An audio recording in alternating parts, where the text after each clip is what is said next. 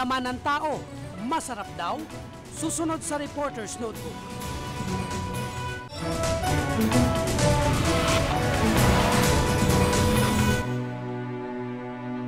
Cannibalism, pagkain ng tao ng karne ng kapwa-tao. Karumal-dumal na gawain na ilang beses na rin naiulat na naganap sa ating bansa. Ano kaya ang nagtutulak sa isang tao na gawin ito?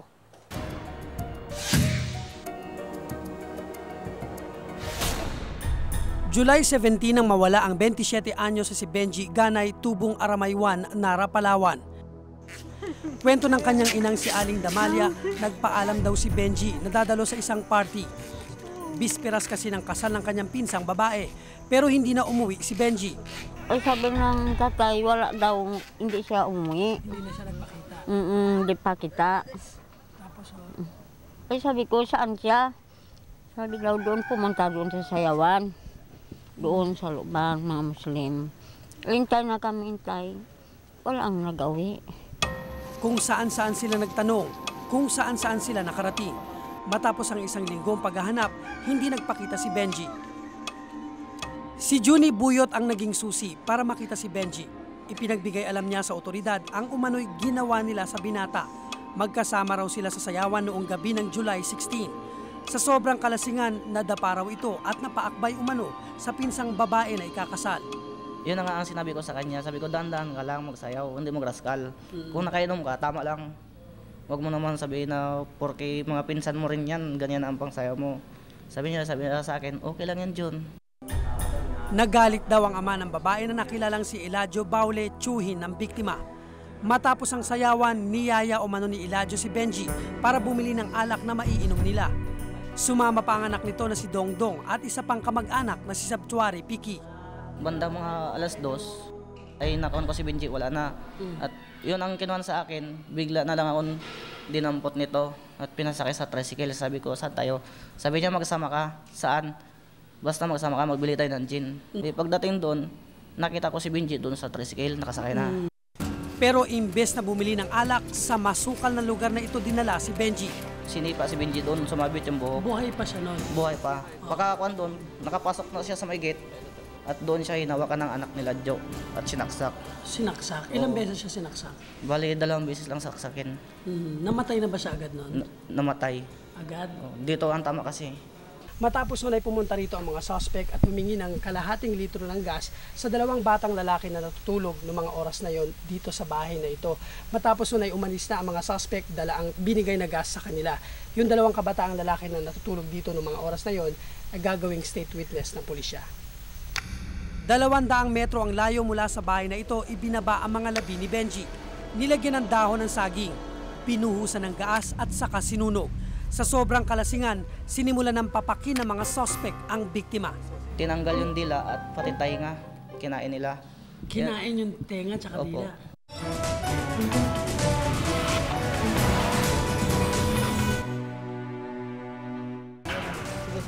Isang lalaki, pinapak ng 4 na kamag-anak. Susunod sa Reporter's Notebook.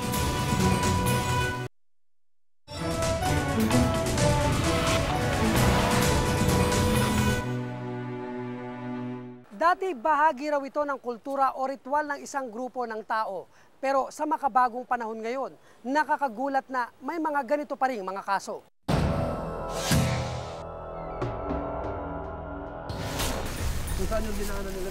Sa tulong ni Juni na diskubre ang mga labi ni Benji noong July 24, naagnas na ito at halos buto na lang nang makita. Kwento ni Juni, halos ubusin ng grupo ni Eladio ang katawan ng biktima. Maging siya raw ay pilit na pinakain. Tinanggal ito, tinastas ito, pinakain sa akin. Sabi niya, kainin mo yan. Pag hindi mo kinain, papatayin kita. Dinala pa umano nila sa creek ang bangkay ni Benji. Pagkatapos ay sinunog muli. Ang masaklap bago iwan sa creek, hiniwa-hiwa pa umano ito ni Eladio at inipon sa isang plastic bag. Hinala nga niya baka hinalo pa ito sa handa sa kasal. Nabalitaan ng mga taga-barangay Aramaywan ang kwento na nakakain sila ng laman ng tao pero hindi nila ito pinaniniwalaan. Ang alam nila, nasarapan sila sa lasa ng kinaing karne. Kayo po ba nakakain nun? Oo, siyempre lasang baka kasi yun yung niluto nila. Sa kambing, may kambing na niluto. Yung iba itinatangging nakakain sila. May kinatay na tao, hinalo na, pinakain daw. Pero kami hindi nakakain. Panay-tanggi ng grupo ni Eladio sa akusasyon sa kanila. Hindi raw nila magagawa ang karumal-dumal na krimen, lalo pat kadugo raw nila si Benji. Yun po ang hindi ko po alam. Dahil inosente po ako dyan sa sinasabi niya. Bago ako matulog, nandoon pa po sila nagsasayaw. Hindi niyo po alam yun? Hindi po, tulog po ako. At marami pong makapagpatunay, makapagpasabi pati mismo yung may bahay po na pinagkasalan. Dahil tiyuhin po yun ang misis ko. Yung mga oras na yun sa bahay po ako kasama kong dalawang anak at pamilya ko. Hindi niyo po alam yung nangyaring... Wala po kasi wala na ako dun sa kasayanan. Pero kumbinsido ang mga kamag-anak ni Benji dahil ilang beses daw nilang nakita na umaaligid sa kanilang bahay ang mga kamag-anak ni Eladio.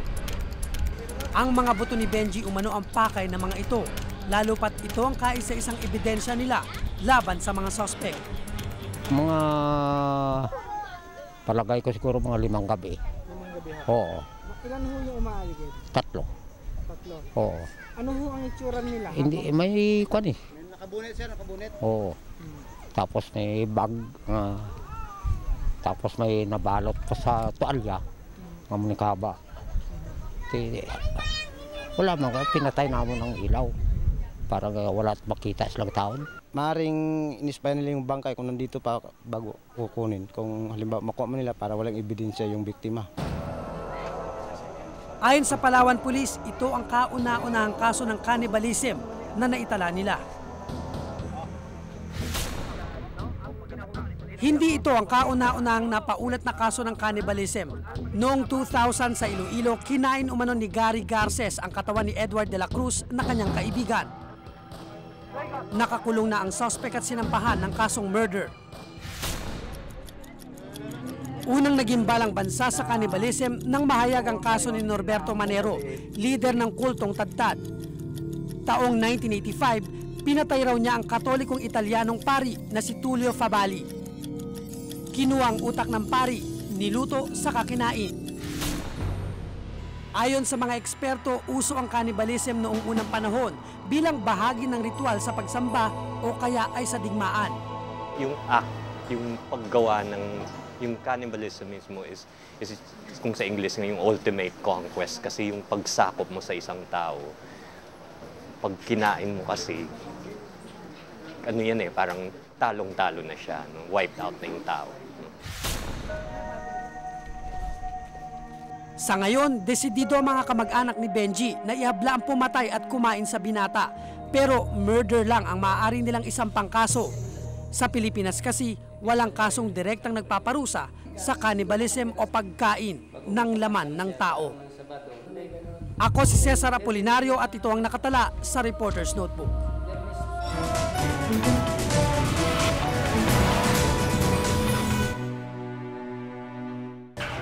Aksyon ng pamahalaan sa dumaraming krimen sa Kamaynilaan. Susunod sa Reporter's Notebook.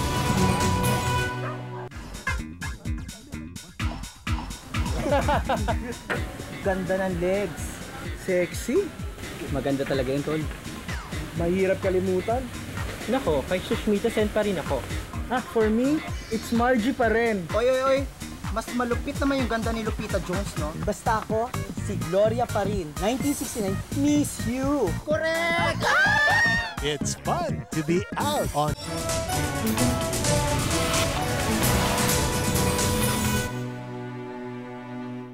Sentro ng kalakal ang Kalakhang, Maynila, kabisera ng ating bansa.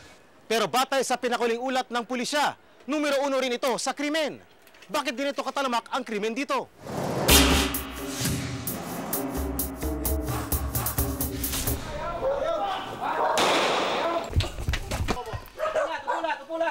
Habang ang karamihan sa atin ay mahimbing na natutulog sa gabi, may mga insidente ng karahasan pa rin nangyayari.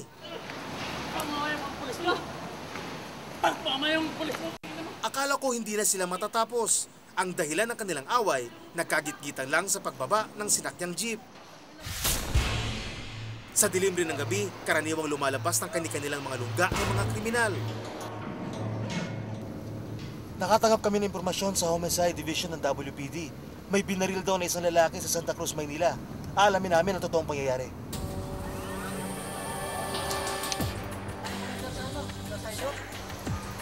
Sa morgue na ng Jose Reyes Hospital namin inabutan ang bangkay ng isang Filipino-Chinese.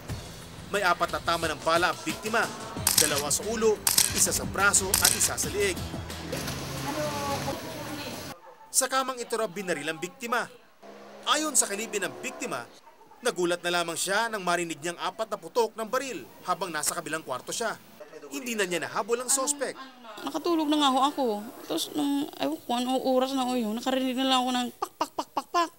Hindi naman kagad ako nakatayo dito sa higaan. Tapos may pagtingin ko sa kanya, may dugo na nga. Pag silip ko ro, nakabukas nga yung namin, yung pinto. Maging ang mga pulis, blanco rin sa insidente. Hindi pa tayo pwede magkuhan ngayon dahil wala pa tayong wala tayong basihan pa. So sinasabi niya, basta pag-aralan pa natin, pag-iimbestiga tayo. Kada araw, 9 na krimen ang nagaganap sa Metro Manila. At nakababahalang ang nakatoka sa bawat 800 katao, isang pulis lang. Kung pag-uusapan ng kasong patayan, nangunguna ang lungsod ng Maynila sa may pinakamaraming insidente. Ayon sa National Capital Region Police Office o NCRPO, simula Enero hanggang Hunyo ng taong kasalukuyan, umabot na sa 50 kaso ng murder at mahigit 30 kaso ng homicide ang naitala. Mostly dito sa mga underprivileged area or what we say the depressed area na nandun yung mga street crimes na nangyayari. At let's say sa isang neighborhood mayroong mga nagiinuman sa kalye and one thing leads to another. Pag nagiinuman na, nag-aaway and then nagsasaksakan o kaya nagbabarilan. Pagdating naman sa Nakawan, ang Quezon City naman ang una sa listahan. Katunayan, sa Police Station 7 ng Cubao, karamihan sa mga bilanggo pagnanakaw ang kaso. Dito namin nakilala si Raymond, suspect sa kasong carnapping at robbery snatching. Isa siyang polio victim pero nakuha pa niyang magnakaw ng tricycle. Sangkot din siya sa pag-snatch ng kwintas. Una-una gusto ko lang magawin din ng sariling tricycle kaya bala ko lang dyan, ibibenta ko, bibili ako ng motor ko. Sariling motor din. Ang baluktot ng katwiran, hirap siyang maghanap ng trabaho. Kaya naman ng trabaho, tsaka una-una hindi na ako makakapagtrabaho, marami na ako sa kanya, marke. Ito yung... Inabutan namin si Central Police District Director Oscar Mariñas sa Baler Police Station na pinipresenta sa media ang nahuling sospek sa isang kaso ng Nakawan. Hinablot umano ng sospek ang mahigit 200,000 piso na pangdeposito ng biktima sa bangko. Ayon kay Mariñas, maraming kaso ng Nakawan sa Quezon City. Dahil sa buong Metro Manila, ito ang may pinakamalaking populasyon. In Quezon City, we have the biggest population as far as the illegal settlers are concerned. Karamihan sa nangyayaring krimen ng tungkol sa crime against crimes against properties doon sa mga matataong lugar at saka malapit sa mga Islam areas. Sa isang kalye raw sa Cubao, talamak ang cellphone snatching. Madali raw kasing ibenta ito kaysa sa mga alahas. Ang mga krimeng ito ay pinakamadalas sa pagitan ng alas 4 ng hapon hanggang alas 12 ng hating gabi, lalo na sa matataong lugar. The best is to place people there, our people there, kasi mas maganda yung deterrence na yan eh. Mas magandang wala ng makumit na crime doon na yun kaysa yung makumit yung isang crime at hulihin mo yung tao. Kahit isang taon ang nakararaan, di pa rin makalimutan ang 27 taong gulang na si Belen ang pagkakagahasa sa kanya ng sarili niyang kapatid. At dito pa sa sarili niyang bahay mismo sa Camarin, Caloocan City, naganap ang krimen. Dahil takot pa rin siya magsalita tungkol dito, ang mister na lang niya ang nagpaliwanag. Gusto ko rin talaga magbigyan ng katarungan talaga yung misis ko. Kasi mahirap yung anong ginawa rito, binaboy. Nahirap dyan sa mga kapatid niya mismo. Noong nakarang taon, sa barangay pa lang nila Alfonso, marami ng kaso ng panggagahasa ang naitala. Sa pulpo nung Enero nung last year, nakalabindalawa na po kaming kaso ng rape. Doon po lamang sa record po yon. Ayon kay Police Senior Superintendent Leo Gara, hirap silang pababain ang bilang ng kaso ng rape at saksakan sa kanilang lugar. Ang presence ng depressed areas, especially Bagong Silang at saka yung dagat-dagatan, dyan ang prevalent yung physical injuries. Kasi unang-una, hindi napapasok yan ng mga mobile patrols natin, maliliit yung mga kalsada. Nagiinuman sa kalsada, mamaya mag-aaway. Pero iba ang pananaw ni Dante Jimenez ng Volunteers Against Crime and Corruption o VACC. Recidivism yung paulit-ulit na ginagawa ng taong yan dahil hindi nga siya napoprosecute, nahuhuli, napoprosecute, nakukonvict dahil nga sa napakabagal ng ating sistema. Sa kabuuan, ang Quezon City ang may pinakamaraming bilang ng krimeng na itala sa Kalakhang, Maynila.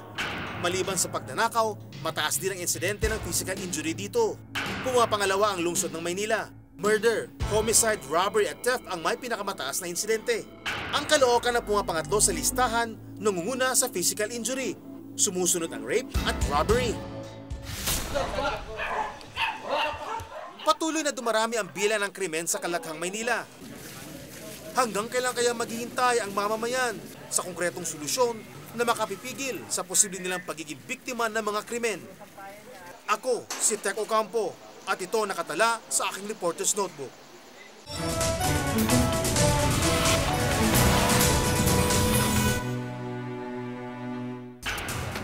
Panukalang pagpigil sa panggigigil.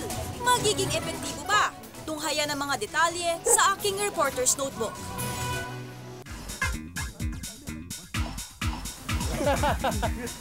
Ganda ng legs. Sexy.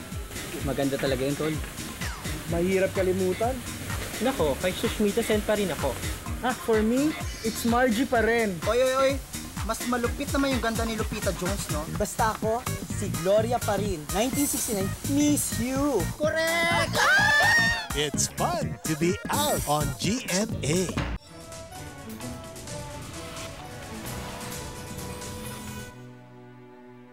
Likas daw na romantiko at mainit sa kama ang mga Pinoy. Sa laki ng populasyon at liit ng kita, may panukalang limitahan sa 2 ang anak ng bawat pamilya.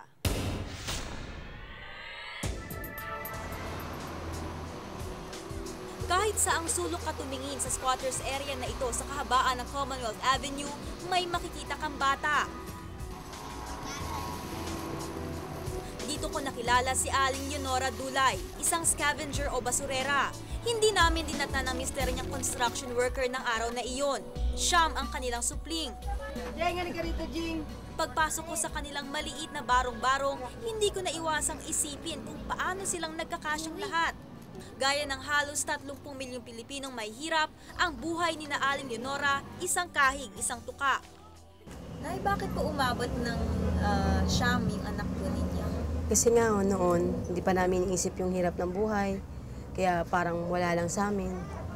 Ngayon na lang ako nakapag-isip na dahil mahirap magpaaral, mahirap magpakain, mahirap ang kita ngayon, mahina ang pangamasura. Halos taong-taong suki si Aling Leonora sa hilot. Pag buntis ako, meron akong maliit. Buntis ako pa, yung baby ko 1 taon, buntis ako ng mga 3 months, 4 months. Nakahugas ka na ba ng plato? Gaya ng ibang magulang, may pangarap si Aling Leonora para sa kanyang mga anak. Marami akong plano sa anak ko. Gusto ko makatapos sila ng pag-aaral. Makapag-aaral sila. Oo.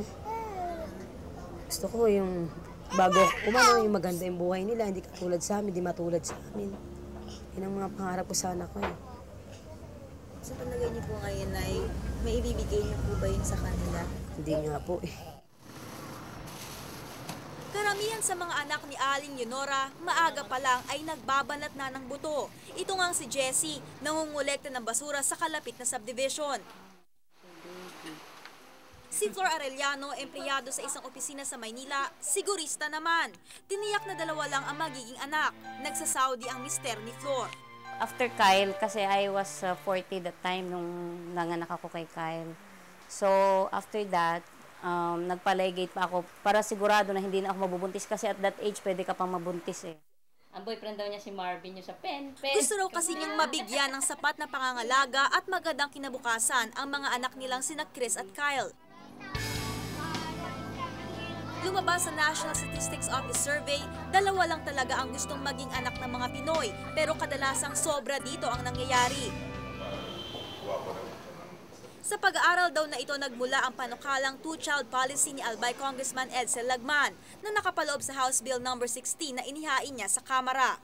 Malaki na ang problema ng lumulubong populasyon. Hindi na pwedeng magpikit mata ang gobyerno sa problemang ito.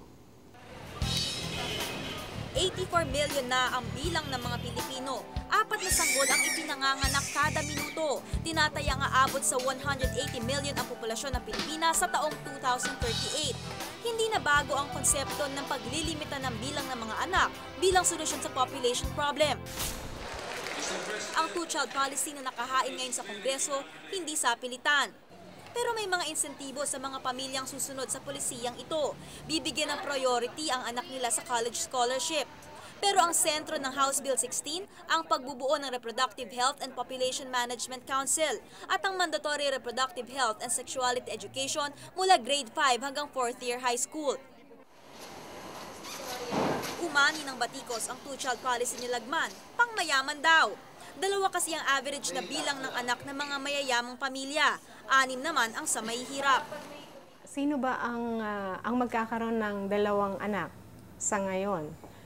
Kalimitan yung merong yung mga nakakaangat sa buhay at saka yung may mga pinag-aralan. So ibig sabihin anak ng mga nakakaangat yung mabibigyan ng tertiary level scholarship. Ang ekonomistang si Roberto De Vera naniniwala na kapag ipinatupad ang two-child policy, darating ang panahon na matatanda na lang ang matitira sa populasyon ng mga Pilipino.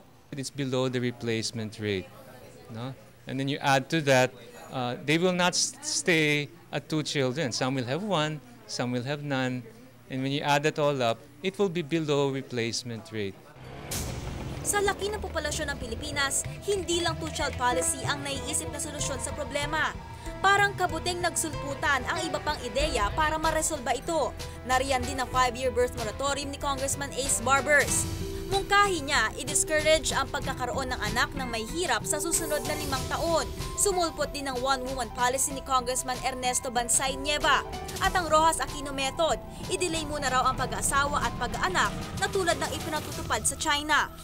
Lumalampas na ang gobyerno, ang Estado, sa kanyang papel. No? At ito ay encroachment na doon sa privacy ng bawat isa at napaka-repressive and coercive ng ganitong klaseng mga suggestions. Muling inihain ngayong 13th Congress ang Reproductive Healthcare Bill. Tulad ng House Bill No. 16 ni Lagman, nakapaloob dito ang panukalang gawing accessible sa lahat ang impormasyon at method sa reproductive healthcare at family planning, kabilang na ang paggamit ng contraceptives. Bakit ma'am hindi maipasa-pasa ng Kongreso? Kaya hindi maipasa kasi nandyan ang simbahan na ayaw ng ibang forms of contraceptives. 8. Panahon ni dating Pangulong Marcos, unang kinilala ng pamahalaan ang problema sa populasyon. Dekada 70, binuo ang Commission on Population na siyang nagpapatupad ng population programs kabilang na ang family planning. Naging epektibo ang programa. Bumaba mula 5 hanggang hindi hihigit sa 4 ang fertility rate o bilang ng mga anak ng mga Pinoy. Pero hindi naging agresibo ang population programs ng mga sumunod na administrasyon. Ayon sa Philippine Legislators Committee on Population and Development, matindi kasi ang pressure mula sa simbahan. Ayaw siguro ng presidente, ng ating presidente, na ang tawag nito, ma-isolate siya mula sa Catholic sector. Kung kaya medyo banayad yung kanyang paningin. Pag sinabi kasing population management, kasama na dito ang opsyong gumamit ng contraceptive sa birth control. Hanggang ngayon, hindi prioridad ng pamahalaan ng population programs. Ipinapaubaya lang sa local government ang mga ito. Ang resulta, dumarami ang pamilyang nahihirapan sa buhay nang dahil sa dami ng anak. Gaya ni Jerry, isang garbage collector. Siyam ang kanyang anak. Nagulat na nga lang ako nung malaman kong marami na eh. Nabigla na lang ako eh. Talaga ho? Oo, yun talaga totoo. Nabigla kayo? Nung mga ilan na nung nabigla Siguro kayo? mga 5 na. 5? Sabi ko marami na pa. Kasi dati, nagkakasya kami sa bahay eh. Oo. Ngayon, nung tumatagal, bakit sumisikip na? Yung pala, parami na ng parami. Kaya ganun. Nabigla kayo ng 5, ba't nadagdagan pa ng 4? Alam mo naman, medyo na wala, nasa huli talaga ang pagsisisi. Mahabang debate pa ang daraanan ng panukalang two-child policy sa Kongreso. Panahon na lang ang makakapagsabi kung maisa sa batas ito o hindi. Ngunit maging batas man, nasa atin pa rin ang pagpapasya. Ilang anak nga ba talaga ang kaya nating bigyan ng magandang bukas? Ako si Lee Alves at ito ang nakatala sa aking Reporter's Notebook. Kung may nais kayong pasiyasat na isyo o balita, maaari kayong makipag-ugnayan sa amin sa 928-4239. Maaari rin kayong mag-email sa amin sa reportersnotebook@gmanetwork.com. Para sa malalimang pagtingin sa mga isyo at balita, samahan po kaming muli sa susunod na Martes.